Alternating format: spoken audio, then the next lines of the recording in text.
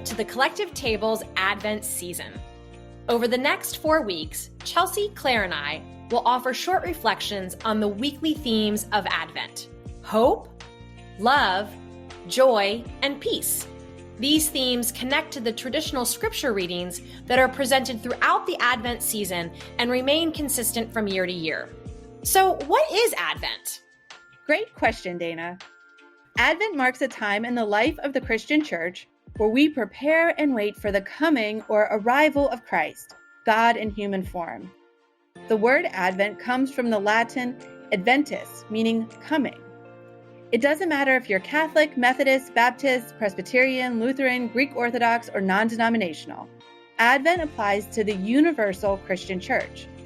Not all Christian communities may talk about Advent, and not all celebrate the time period in the same way. However, it does not change the overall purpose of Advent, which is a time for each of us to prepare our hearts and minds for the coming of Christ. It reminds me of when I prepare my house for company. I love hosting people in my home, and part of it is the excitement of preparing for the guests to come. I get the house ready, mow the grass, set the table, prepare the food, and decorate. And when they get there, we can finally celebrate. That's a great metaphor, Claire. For those who practice Christianity, Advent is a time of spiritually preparing our hearts and minds to receive God in person. So for this TCT Advent season, you're invited to use these short reflections to get your heart and mind ready for the arrival of a vulnerable baby who desires to be connected to each of us, who desires to show us that love and peace are stronger than hate and war, who invites us to respond every day to a broken world by claiming our belovedness. If you'd like to learn more about the history of Advent, visit our show notes for additional resources.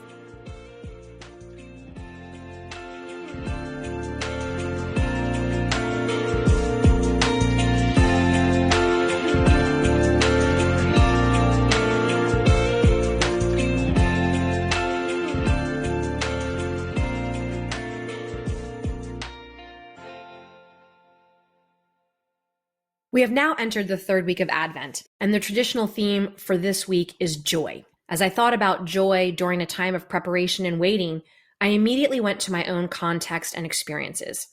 For example, while I'm not a big fan of shopping or decorating, I know that may sound strange, I realized I find joy within the experience of participating with my family as we decorate the tree, contemplate with intentionality gift giving, my love language is not gifts, and drive around and look at Christmas lights. As I reflected, I came to understand that those moments were not simply happiness, but an embodied experience of shared time with my family that radiated a positive excitement and energy as we prepare for Christmas Day. However, this year, my context changed within my life, and joy has seemed distant. A little over 3 months ago, my mom died after a year-long battle with cancer. This will be our first Christmas without my mom, or as my kids called her, Grammy. Because of this personal experience, I've been contemplating the question of, what does joy mean during Advent? During this time of preparing and waiting for the baby, this bundle of vulnerable joy that invites us into shalom, when you're processing, or perhaps more accurately, in the depths of loss, suffering, isolation, grief, or any kind of trauma. And then I took it one step further and moved to the collective reflection. What about joy during a time when the U.S. continues to lead in mass shootings, when the war continues to rage in Ukraine, when the women and protesters in Iran are imprisoned, silenced, or killed, when Black brothers and sisters must continue in this country to fight for equity? Those are heavy and complex feelings and challenges. No wonder joy feels distant. Yet as I sat with the heaviness, not running away from it or trying to sweep it under the rug, I discovered joy can coexist with my emotions of sadness, outrage, anger, and frustration. I was reminded of a quote by Father Greg Boyle in his book, Forgive Everyone, Everything. He says, joy has to include everything. Otherwise, it remains shallow and a whim of only the good times. So as I continued to reflect on joy this third week of Advent, I ended up focusing on 3 truths. First, the Hebrew Scriptures, or the Old Testament. They continually remind me that while there is suffering and pain, hope and restoration will prevail. How many Psalms have I read that begin with the individual or collective weight and conclude with hope? The story of the Israelites demonstrates the woven togetherness of joy and grief. From the barrenness of Abraham and Sarah to the birth of Isaac, from enslavement in Egypt to Moses setting God's people free, from 40 years wandering in the desert to entrance into the promised land, from Jonah running from God because he knew God was a God of love and mercy, even to the Ninevites, to exile and to the ultimate return to Zion. The Old Testament reminds me over and over again that joy and grief are a part of the life journey and that God is present in it. The second is hope and love. The theme for the first week of Advent is hope, and the second week it was love. Friends, there can be no joy without hope and love. If you think about it, there can be no sadness, grief, anger, outrage, or frustration without hope and love too. Because I have hope and love, I grieved when my mom was suffering from cancer and when she died. Because I have hope and love, I get angry when others are oppressed and marginalized. Because I have hope and love, I'm outraged when every person created in God's image is not fed, housed, and cared for. Hope and love are my foundation. They remind me that God is in our midst. That's what hope is. God is right here, right now, not in some distant, untouchable space.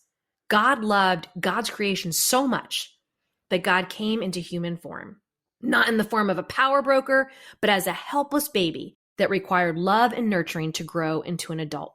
The third is gratitude. I realize that when I practice gratitude, even in very small doses by recognizing small moments, it's an acknowledgement that we're all connected to one another. I recently returned from my mom's celebration of life service. While it was a time of mourning, I was also moved and thankful for all of the people who showed up to help, who offered a supportive word, who encouraged me and my dad and other family members with their presence. It is in our relationships with God and with one another that we can experience joy, even when we're experiencing loss and grief. In the beginning, God created us to be in relationship with one another. Relationships are woven throughout the Hebrew scriptures. It was the foundation of Jesus' teachings and preaching. It's how hope and love remain ignited. And the act of gratitude is how I express my appreciation for my relationship with God and with all of you. So thank you. Thank you for listening to the Collective Table. Thank you for supporting the Collective Table. I don't know where you are on the joy spectrum this week. Maybe you feel a little like me, processing the loss of someone close to you. Maybe you're struggling with an uncomfortable change or decision that has to be made. Maybe you've received some difficult news. Maybe you've received exciting news about a new job, a new baby, a new family member. Wherever you may be during this third week of Advent, I invite you, after listening to this, to find a moment this week, each day, or every hour to express gratitude for your relationship with God, with someone else in your life, or with creation. I want to conclude with a poem that was written by my good friend, Laura Russell. Laura and I attended seminary together at Duke Divinity, and I think she writes amazing poems. She was kind enough to allow me to share this one with you. It's called Moments. I wish that I could feel the joy of being with you all of the time I am with you. I want it all. Every moment to be full of love, laughter, happiness. That is too much. And so I have a choice. I can be constantly disappointed, never fulfilled, because every moment is not wonderful. Or I can notice the brief, rare moments when all is right between us, when the connection is there, and I can see that it is a gift, those moments.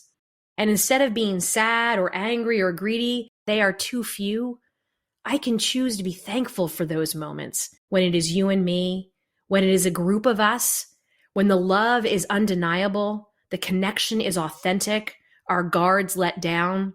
Moments don't come easily right now. Moments don't come frequently right now.